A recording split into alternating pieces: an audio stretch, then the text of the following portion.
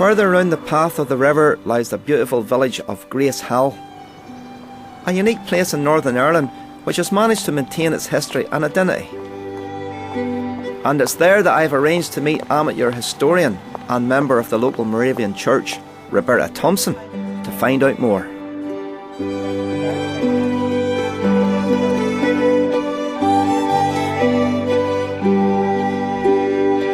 As we dander around the village, I am amazed by the stories Roberta has to tell me, and we decide to stop into the local Moravian church for a wee yarn.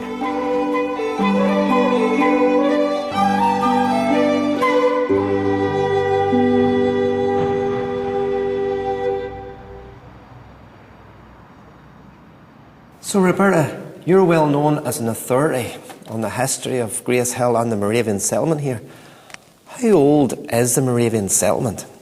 Well, the land was leased in 1759, and it took 6 years to build the settlement. And when it was completed, it had the church, the manse, a warden's house, a house for the single sisters, one for the single brethren, the people's houses, the schools, and an inn. And it was built on the shape of most Moravian settlements. It's got two long parallel streets and then two shorter streets, one going down each side of a square, a central square in front of the church. The square is actually a village green. Yes, it is, yes. There's not too many places in Northern Ireland I know that still has a village green. Yes, well, it was originally, they had the square, it was for relaxation and meditation. And when the boarding schools were here in Gracehill, the pupils would walk round the square there in their relaxation time, but never the boys and the girls at the same time. Ah, very, very interesting. In that village green there's some very old trees there. There's some go back a couple of 100 years, wouldn't there? Yes, they do. The Montgomery oak tree is about 200 years old. And that Montgomery oak tree, that was named after the Montgomery family? Yes, James Montgomery, the hymn writer, was his father and mother came from Gracehill, but he went on to be a journalist, and he wrote over 400 hymns. There are about 100 still in print and about 20 that are still in regular use. He's probably one of the most famous people who's come out of Gracehill. Yes, he was very. He actually spent most of his life actually living in Sheffield. He was a great supporter of Sunday schools and missionaries, of course, and William Wilberforce and the anti-slavery movement. And he did a short spell in York Prison, I think maybe a couple of short spells there for writing something that was a bit in advance of his time. Right. And he wrote some hymns while he was there.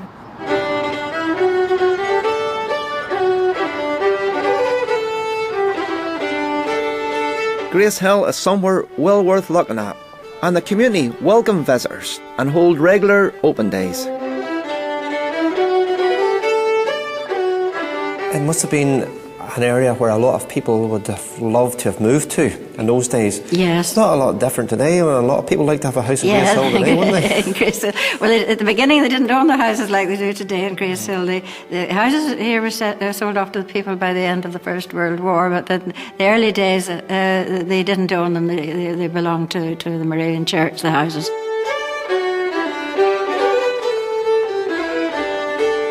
The story of Gracehill and the Moravian community is fascinating, and I hope this village retains its heritage for a long time to come. Roberta, thank you very much for showing me around the village. I've been greatly educated today, but I'm off now to continue my wee Dander. It'll be a pleasure.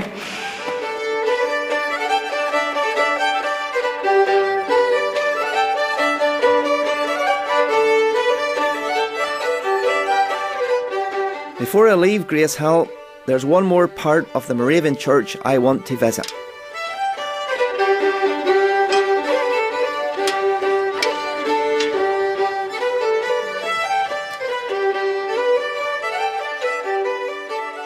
This is the Moravians' burial ground, or God's Acre as they call it.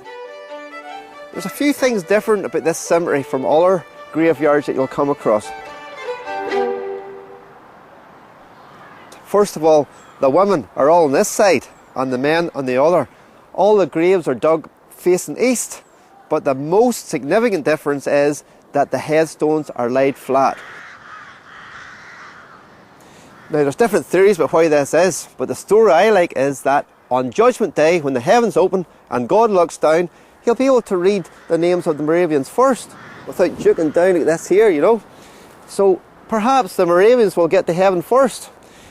Now, that may be a true story, or maybe it's not, but I like that idea.